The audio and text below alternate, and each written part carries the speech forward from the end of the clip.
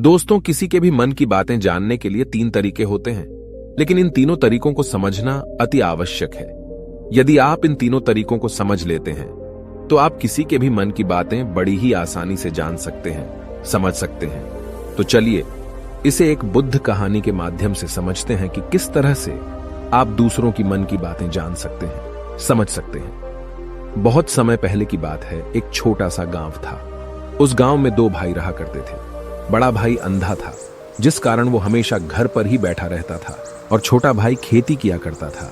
लेकिन खेतों में अधिक जानवर आने से पूरी फसलें नष्ट हो जाती थीं, जिस कारण छोटा भाई बहुत परेशान हो चुका था। तभी उसे एक तरकीब सूझी। एक दिन उसने सोचा, खेतों में से इन जानवर को भगाने के लिए क्यों ना मैं अपने बड़े भाई की मदद लूं। वैसे भी बड़े भैया अंधे हैं।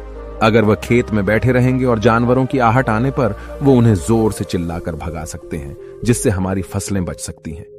इसलिए उन्हें मैं खेत में बिठा देता हूं। ये सब सोच विचार करने के बाद उसने अपने खेत में ही एक छोटी सी झोपड़ी तैयार की और अपने अंधे भाई को उस खेत में बिठा दिया और उनसे कहा, भैया, यदि कोई जानवर की आहट आपको सुनाई दे तो आप जोर जोर से चिल्लाना। ये सुनकर वो जानवर यहां से भाग जाएंगे और हमारी फसलें नष्ट होने से बच जाएगी। बड़ा भाई अपने छोटे भाई की बात मान लेता है और वो उस दिन से खेत में ही रहना शुरू कर देता है। जब भी किसी जानवर की आहट उसे सुनाई देती तो वो तुरंत जोर जोर से चिल्लाना शुरू कर देता, जिससे वो जानवर उसके खेतों से भाग जाते। ऐसा करते करते कई दिन बीत चुके थे। तभी एक दिन उसके खेत में एक हिरण भागता हुआ आता है और वह खेत के बांध को तोड़कर वहां से भाग गया। लेकिन उसी हिरण का पीछा करते हुए एक राजा भी उस खेत में आ पहुंचा। तभी राजा की नजर उस अंधे भाई पर पड़ती है। राजा उस व्यक्ति से कहता है, देखो, मैं यहां पर एक जानवर का पीछा करते हुए आया हूं। क्या तुमने उस जानवर को यहां पर देखा है? इस पर वो व्यक्ति कहता है, हे राजन, मैं तो अंधा हूं, मैं भला किसी जानवर को कैसे देख सकता हूं। लेकिन मैं आपको इतना जरूर बता सकता हूं कि जो जानवर मेरे खेतों से होकर भागा है वो आपके लायक नहीं है। आप उसके पीछे अपना समय यूं ही व्यस्त कर रहे हैं। राजा उस अंधे व्यक्ति की बात सुनकर बड़ा अचरज में पड़ गया। वो ये सोचने लगा कि आखिर ये तो अंधा है, फिर इसे कैसे पता कि जिस हिरन को मैं तलाश रहा हूं वह हिरन मेरे लायक है ही नहीं। ये अंधा व्यक्ति मुझे कैसे बता सकता है? तभी राजा उस अंधे व्यक्ति से कहता है, कहीं तुम मुझसे झूठ तो नहीं कह रहे? एक तरफ तुम ये कहते हो कि तुम अंधे हो और दूसरी तरफ तुम ये भी कह रहे हो कि जो जानवर यहां से भागा है वो मेरे लायक नहीं है। इस पर वो अंधा व्यक्ति कहता है, हे राजन, जिसे आप एक हिरण समझ रहे हैं, असल में वो एक हिरण नहीं है बल्कि एक हिरणी है, और वो भी गर्भवती है। और जहां तक मुझे ज्ञान है, मैंने कभी किसी राजा को किसी गर्भवती हिरणी का शिकार करते हुए नहीं सुना है। और इसी कारण मैं आपसे ये कह रहा हूं कि वो हिरणी आपके लायक नहीं है। आप उसके पीछे अपना समय व्यर्थ ना करें। यह सुनकर राजा और भी अचरज में पड़ गया। वो ये सोचने लगा कि आखिर ये अंधा आदमी ये कैसे जान सकता है कि वो हिरणी है और गर्भवती है। राजा कुछ देर सोच विचार करने के बाद अपने सेनापति से कहता है, सेनापति जी, मुझे वो जानवर जिंदा चाहिए, क्योंकि मुझे यह पता करना है क्या वह हिरणी है और क्या वह गर्भवती है। क्योंकि यह अंधा आदमी बहुत विश्वास के साथ कह रहा है और मुझे इस बात की पुष्टि करनी है। यदि वह हिरणी हुई और गर्भवती हुई तो वह हमारे शिकार के लायक नहीं है, क्योंकि हम तो एक हिरण का पीछा कर रहे थे। इसलिए जाओ और पता करो कि क्या वो हिरणी है। सेनापति राजा से आज्ञा लेकर आगे की ओर बढ़ चलता है और कुछ देर बाद जब वह वापस लौट कर आता है तो वह राजा को कहता है, हे राजन, इस अंधे आदमी ने जो भी बातें कही हैं वो बिल्कुल सही हैं। वो एक हिरणी ही है और वह गर्भवती भी है। यह सुनकर राजा आश्चर्यचकित रह गया। उसे समझ नहीं आ रहा था कि आखिर अंधा आदमी कैसे पता कर सकता है कि वह जानवर एक हिरणी है, और तो और वह गर्भवती है। भला एक अंधा आदमी यह कैसे देख सकता है? यह कैसे जान सकता है? आखिर इसे यह कैसे पता चला?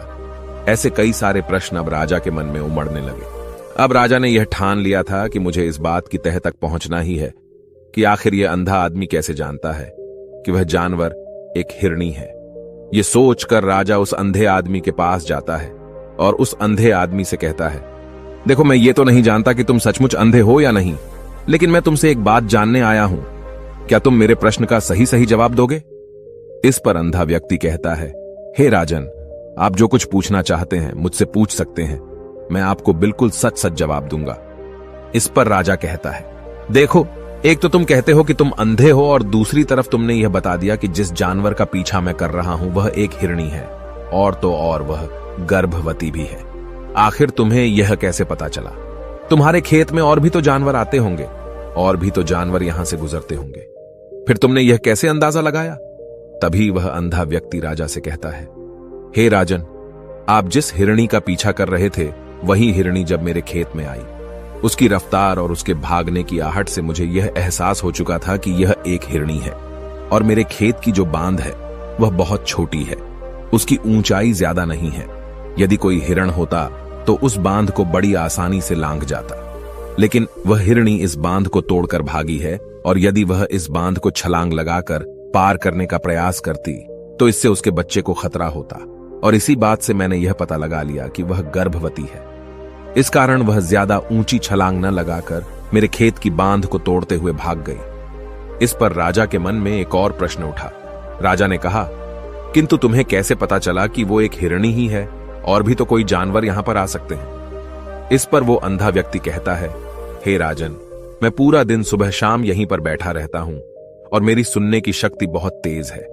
मैं ये बाफ जाता हूं कि कौन सा जानवर मेरे खेत में आया है, और उसी के आधार पर मैं जोर जोर से चिल्लाता हूं ताकि वो मेरे खेत से भाग जाए और मेरे खेत की फसलों को नष्ट न कर पाए। राजा उस अंधे आदमी का यह जवाब सुनकर पूरी तरह से संतुष्ट हो चुका था। वो मन ही मन ये सोच रहा था कि आदमी भले ही अंधा हो, लेकिन ये तो बड़ा ज्ञानी मालूम पड़ता है। इस आदमी से कुछ ना कुछ तो काम निकलवाना ही चाहिए। ये विचार लिए हुए राजा वहां से वापस अपने महल की ओर लौट जाता है। राजमहल पहुंचते ही राजा उस अंधे व्यक्ति से कहता है, आप तो बड़े ज्ञानी व्यक्ति है, आपको किसी भी बात का पता बड़ी आसानी से चल जाता है। आज मैंने आपको यहां पर इसलिए बुलाया है क्योंकि मैं आपसे ये जानना चाहता हूं कि मेरी पत्नी पतिव्रता है या नहीं। इस पर वो अंधा व्यक्ति कहता है, हे राजन, ये कैसा प्रश्न हुआ? इस पर राजा कहता है, मैंने आपसे बिल्कुल उचित प्रश्न किया है, मुझे इस प्रश्न का उत्तर दीजिए। इस पर वो अंधा व्यक्ति कहता है, हे राजन, ये सारी बातें जाने दीजिए। आपकी शादी को इतने साल बीत चुके हैं, और अब आप ये बात क्यों जानना चाहते हैं? आपके मन में ऐसे प्रश्न क्यों उठ रहे हैं? इस पर राजा जिद करते हुए कहता है, देखिए, आपको मुझे इस प्रश्न का उत्तर तो देना ही होगा। यदि आप मुझे इस प्रश्न का उत्तर नहीं देंगे तो मैं आपको मृत्युदंड दे दूंगा। राजा के मुख से यह बात सुनकर वो अंधा व्यक्ति कहता है, हे राजन, यदि आप इस प्रश्न का उत्तर चाहते हैं तो उसके लिए आपको मेरा एक काम करना होगा। राजा कहता है, बोलो, मुझे क्या काम करना होगा? इस पर व्यक्ति कहता है, इसके लिए आपकी पत्नी को मेरे साथ कमरे में अकेले छोड़ना होगा। उस अंधे व्यक्ति की यह बात सुनकर राजा पहले तो क्रोधित हो जाता है, लेकिन फिर कुछ सोच विचार करने के बाद वह उस व्यक्ति की बात मान लेता है और अपने सेनापति को आदेश देता है, सेनापति जी, इस व्यक्ति को और मेरी पत्नी को एक कमरे में कुछ देर के लिए अकेला छोड़ दे। सेनापति बिल्कुल वैसा ही करता है। अब राजा की पत्नी और अंधा आदमी एक कमरे में बंद हो चुके होते हैं। तभी वो अंधा आदमी राजा की पत्नी से कहता है, मुझे आपको छूना है। इस बात पर रानी अत्यधिक क्रोधित हो जाती है और उस अंधे आदमी को वो पकड़ पकड़ कर पीटने लगती है, कभी हाथों से तो कभी लातों से तो कभी पटक पटक कर। इस तरह से उन्होंने उस अंधे आदमी की खूब पिटाई की। उसके बाद किसी तरह से वह अंधा आदमी अपनी जान बचाकर वहां से भाग निकलता है और वह राजा के पास पहुंचता है और वह राजा से कहता है, हे राजन, आपकी पत्नी पतिव्रता नहीं है। यह बात सुनकर राजा अत्यधिक क्रोधित हो उठता है और राजा अपनी तलवार निकालकर सीधा अपनी पत्नी की ओर जाता है और क्रोधित होकर वह अपनी रानी से कहता है, रानी जी, आज मैं जो भी सवाल आपसे करने वाला हूं उसका मुझे सच सच जवाब दीजिएगा, और यदि आपने एक शब्द भी झूठ कहा तो मैं आपका अभी के अभी सर धड़ से अलग कर दूंगा। तभी आगे वह राजा कहता है, मुझे बताइए, क्या आप पतिव्रता हैं या नहीं? इस पर रानी कहती है, हे राजन, आप भले ही मुझे जान से मरवा दीजिए, लेकिन मैं पतिव्रता नहीं हूं। राजा यह बात सुनकर बहुत खुश हुआ, क्योंकि उस अंधे आदमी ने जो भी कहा था वह बिल्कुल सच था। यह बात सुनकर तुरंत ही राजा उस आदमी के पास पहुंचता है और आकर उस अंधे आदमी से कहता है, तुम्हें कैसे पता चला कि मेरी पत्नी पतिव्रता नहीं है? इस पर वह अंधा आदमी कहता है, हे राजन, बड़ी सीधी सी बात है। मैंने तो आपकी पत्नी से बस इतना ही कहा था कि मुझे आपको छूना है, और इस बात पर वह इतना क्रोधित हो उठी कि उन्होंने गुस्से में आकर मुझे लात घूंसों से पीटना शुरू किया। और भला कोई औरत किसी और मर्द को कैसे छू सकती है? लेकिन उन्होंने न आप देखा न ताव, बस लात घूंसे मुझ पर बरसाने शुरू किए। वह भी तो एक छूना ही हुआ, और एक पतिव्रता नारी कभी भी पराये मर्द को नहीं छूती। जब मैंने उसे छूने के लिए कहा था तो वह उस वक्त मुझे मना कर सकती, लेकिन उन्होंने तो मुझे पीटना शुरू कर दिया और उन्होंने मेरे पूरे शरीर को छू लिया। अब आप ही बताइए, ऐसी स्त्री भला पतिव्रता कैसे हो सकती है? इस पर राजा कहता है, तुम तो बड़े ज्ञानी मालूम पड़ते हैं। अच्छा ठीक, चलो तुम मेरे एक प्रश्न का उत्तर दो। यदि तुमने मुझे इस प्रश्न का सही जवाब दे दिया तो मैं तुम्हें यहां से जाने दूंगा। आगे राजा उस अंधे आदमी से कहता है कि तुम मुझे यह बताओ, क्या मैं सच में अपने पिताजी का ही बेटा हूं या फिर किसी और का?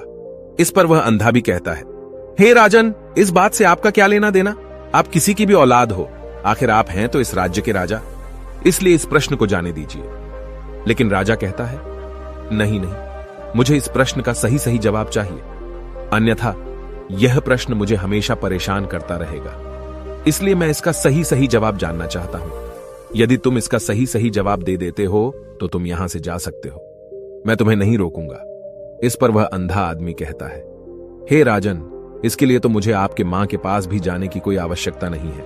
मैं आपको अभी यह बता सकता हूं कि आप किसकी औलाद हैं, लेकिन उससे पहले मैं चाहता हूं कि आप मुझसे एक वादा करें कि आप मुझ पर क्रोध नहीं करेंगे। राजन ने कहा, मैं तुमसे वादा करता हूं, मैं तुम पर क्रोध नहीं करूंगा।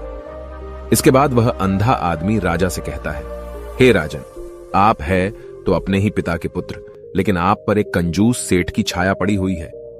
यह सुन राजा बहुत क्रोधित हो उठा और वह तुरंत तलवार निकालकर अपनी मां के पास जा पहुंचा।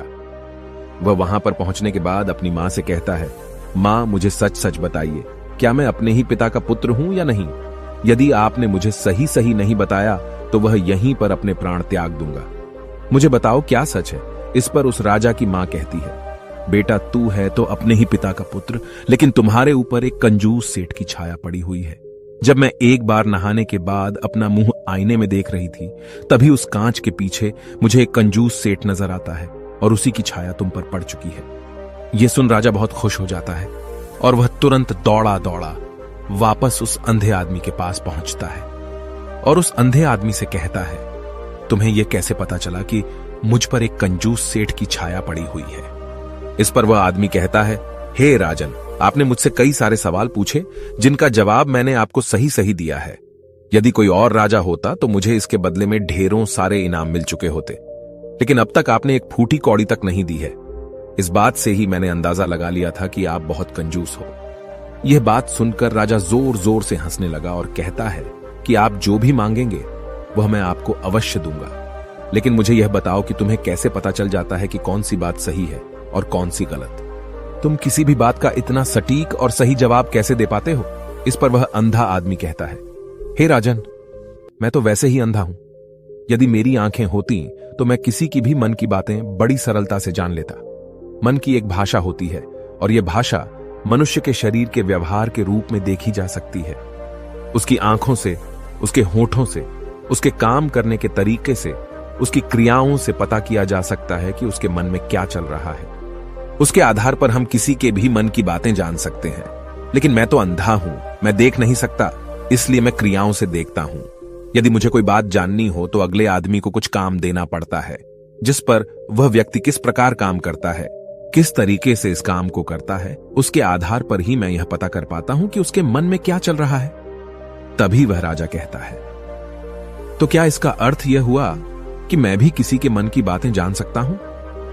इस पर वह अंधा आदमी कहता है, हे राजन, अवश्य आप भी किसी भी व्यक्ति के मन की बात जान सकते हैं, किंतु उससे पहले आपको अपने ऊपर काम करना होगा, और वह काम है अपने मन को शांत करना, अपने मन को वर्तमान में लाना होगा, जिसके लिए मैं आज आपको 3 तरीके बताने वाला हूं। और ये तीनों ही तरीके बड़े ही आसान और सरल हैं। किंतु हे राजन, उससे पहले आपको एक काम करना होगा, अपने मन को एकाग्र करना होगा। जब हम अपने मन को एकाग्र करते हैं, अपने मन को वर्तमान में लाते हैं, तो हम दूसरे के मन की बात जान सकते हैं, क्योंकि वह आदमी अभी भी अपने मन में वर्तमान में ही सोच रहा है, और हमें भी मन को वर्तमान में ही लाना होगा। तभी हम उसके मन की बातें जान सकते हैं। यदि हम अतीत में हुई घटनाओं के बारे में सोच रहे हैं तो वह जो अगला आदमी वर्तमान में सोच रहा है, वर्तमान में अपने मन में बात कर रहा है, वह हम कैसे जान पाएंगे? क्योंकि हम तो अतीत की घटनाओं में डूबे हुए हैं। इसलिए किसी के भी मन की बात जानने के लिए सबसे पहले हमें हमारे मन को एकाग्र करना होगा, उसे वर्तमान में लाना होगा। आगे वह व्यक्ति राजा से कहता है, हे राजन, जो 3 तरीके मैं आपको बताने वाला हूं, इन 3 तरीकों से बड़ी आसानी से किसी के भी मन की बातें जान सकते हैं। उसके बाद वह अंधा आदमी राजा से कहता है, हे राजन, जो सबसे पहला तरीका है वह है आंखों पर ध्यान देना। किसी व्यक्ति से बात करते वक्त उसकी आंखों में देखना, उसकी आंखों पर ध्यान देना जो सबसे ज्यादा जरूरी है, क्योंकि आंखें बोलती नहीं पर बहुत कुछ कह जाती हैं। यदि हम किसी व्यक्ति की आंखों के इशारों को समझना सीख जाएं, हम यह जान पाएंगे कि व्यक्ति के दिमाग में क्या चल रहा है, वह क्या सोच रहा है और अभी वह क्या करने वाला है। मेरे पास आंखें नहीं हैं, लेकिन मैंने अपने गुरु से यह विद्या सीखी है, क्योंकि बहुत सालों पहले मेरे पास आंखें थीं और मैं उस वक्त लोगों के मन की बातें केवल उनकी आंखों से ही जान लेता था। इसलिए यदि आप भी दूसरों की मन की बातें जानना चाहते हैं तो आपको भी उनकी आंखों पर गौर करना चाहिए, जैसे कि उनका आकार कैसा है, वह कब, कहां और किधर देख रहे हैं। यदि उसकी आंखें यहां वहां घूम रही हैं, जब आप उससे बातें कर रहे हैं तो वहां वह इधर उधर मोड़ रहा है, कभी ऊपर तो कभी नीचे या कभी आसपास, या फिर उसकी आंखें खुश नजर आ रही हैं या फिर आंखें निराश नजर आ रही हैं, जैसे कि चोर होता है। उसकी आंखों में जब हम देखते हैं तो हमें यह पता चलता है कि अगले आदमी ने कोई गलती की है। ठीक उसी प्रकार जब हम किसी चालाक व्यक्ति की आंखों में देखते हैं तो आपको पता चलेगा कि उसकी आंखों में एक भाषा होती है। एक बहुत ही सीधा और आसान तरीका होता है। यदि आपको यह पता लगाना है कि सामने वाला व्यक्ति आपसे झूठ कह रहा है या फिर सही, तो आपको उसकी आंखों पर ध्यान देना अति आवश्यक है। यदि आपसे बात करते वक्त वह व्यक्ति अपनी आंखें यहां वहां घुमा रहा है, ऊपर नीचे, इधर उधर, दाएं बाएं, हर जगह देख रहा है, तो इसका अर्थ यह हुआ कि वह उस बात से निकलने का कोई रास्ता ढूंढ रहा है, वो कोई झूठ बना रहा है। यदि सामने वाला व्यक्ति आपसे कुछ झूठ कहने का प्रयास कर रहा है तो वह आपसे नजर नहीं मिलाएगा। वह यहां वहां देखेगा, ऊपर नीचे देखेगा, लेकिन वह आपकी आंखों में आंखें डालकर कभी नहीं देख पाएगा, क्योंकि उसे डर है कि यदि उसने आपकी आंखों में आंखें डालकर देखी तो उसका झूठ पकड़ा जाएगा और लोगों को सच्चाई का पता चल जाएगा। और इसी प्रकार कुछ और भी भाषाएं होती हैं। जब आप किसी की आंखों में आंखें डालकर यह देखना शुरू कर देंगे कि उसके हाव भाव क्या है, ठीक उसी प्रकार चेहरे के हाव भाव होते हैं, जिससे हम मन की बातें बड़ी आसानी से समझ सकते हैं और इन्हें भी समझना बहुत जरूरी है।